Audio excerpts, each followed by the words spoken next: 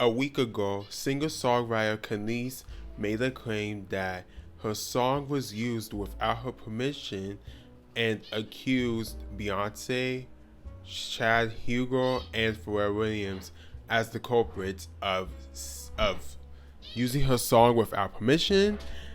But there is more to the story than you all think.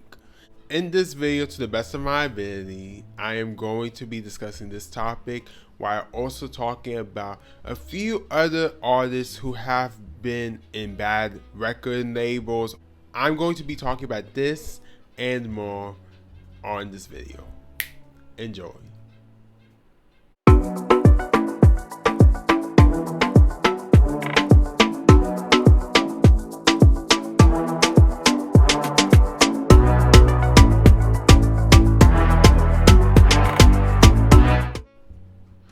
To start things off, I'm going to start off with Kelis. Kelis is a single songwriter. She's done a variety of genres, so I'm not going to specify a specific genre she's usually a part of. The song that is in question that has been sampled without Kelis' permission, the name is Milkshake. My milkshake brings all the boys to the yard, and they're like, it's better than yours. Damn right, it's better than yours. My milkshake brings all the boys to the yard, and they're right, it's better than yours. You know that song? Yeah. And the person who sampled the song is Beyonce on her new song called Energy. Voting on 45, don't get out of line. Yeah. Ooh, ooh, ooh, ooh, pick a side. And it's kind of a tricky situation.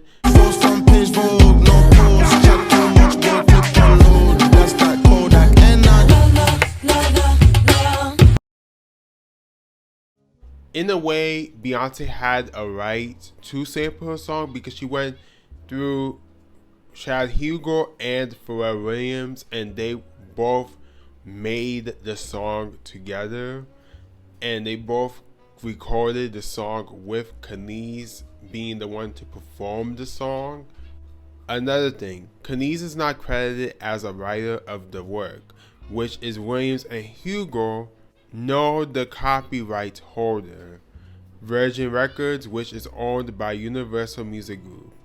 This means that Kelis does not have any access to fight a copyright claim, no claim that someone is stealing her work, because Chad Hugo and Pharrell Williams are the ones who created the song, wrote the song, made the instrumental of the song, and then Virgin Records and Universal have ties to the copyright claims because Kelis has no authority towards her masters.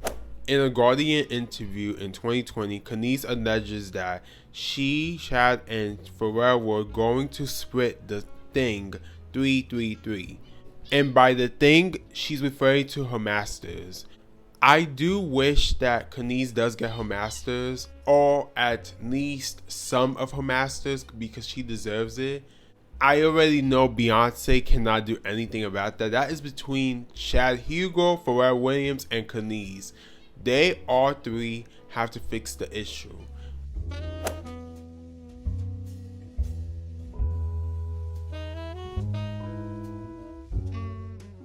The second artist we're going to be talking about is Toni Braxton. Toni Braxton is a singer-songwriter, and she's mostly based on R&B music, but she has a few elements of pop in certain songs of hers. But for the most part, Toni Braxton is a R&B artist. Unbreak my heart.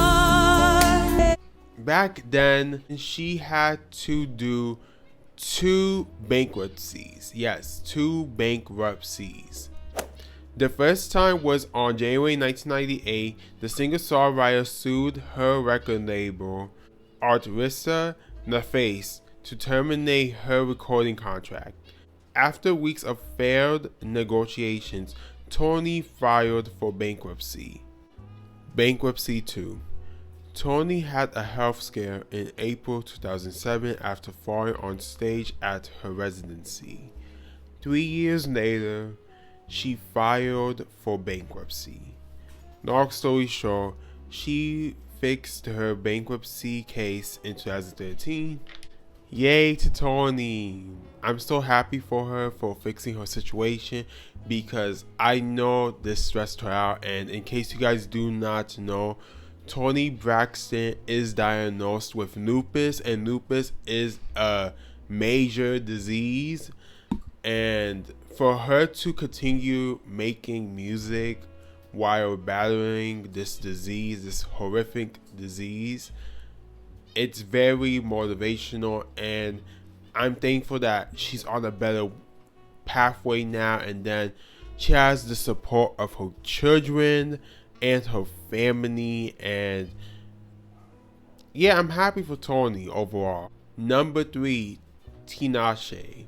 Tinashe is an R&B singer, songwriter, and she's multi-talented.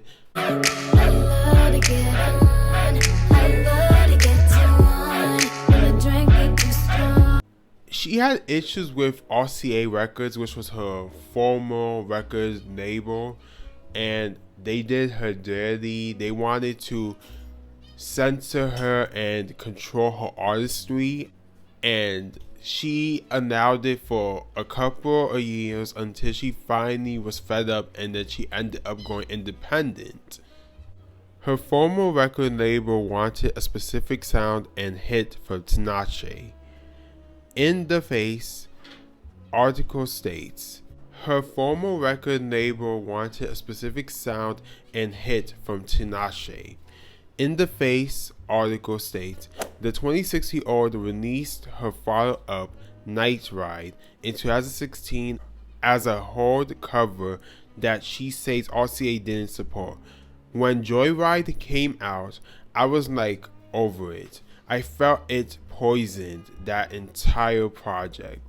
So for me, it felt natural before I started a new project to figure out what I was going to do differently, because it didn't seem like an option to do that again.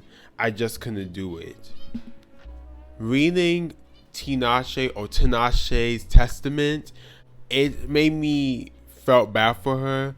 And that's the issue when you sign certain contracts for record labels or anything you do. If we're going to be honest, you have to always double check or get someone who knows more than you to give you feedback, because you may never know what you're actually signing, and then you regret it afterwards. And Tinashe regrets what she went through with RCA, that now she's independent, which, by the way, that's a good choice for her, because I'm assuming being independent, it's more freedom, and it's more like you could release wherever you want to without feeling the pressure to accommodate your team's schedule. But I do want to say one thing which I have to critique about Tinashe is that back then she went on a rant saying that the black community does not want to support her, which is what?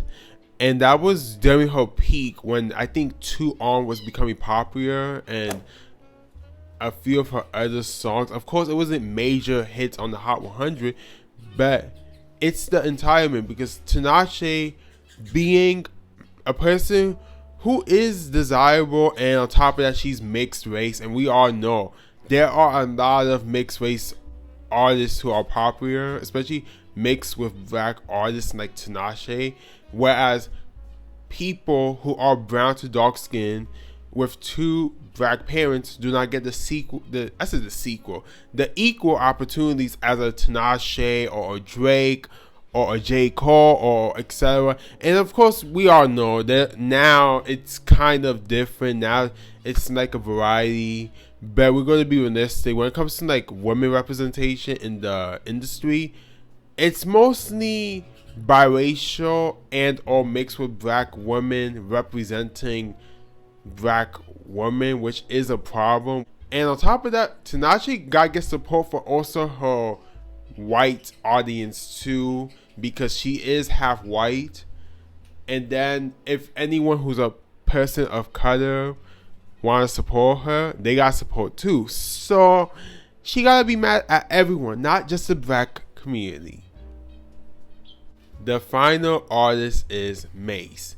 And Mase is a rapper. He's best known in the 90s for numerous hits that had to do with P. Diddy and his record label, which is Bad Boy. The hate millions, the only thing we in the heavy to make. Whether from the ex-friend, intellect, or bins, let's begin. Bring this next to an. And he had issues with P. Diddy. I'm going to just be honest and just say straightforward. And he's not the only artist who has issues with P. Diddy. P. Diddy is a money hungry black capitalist.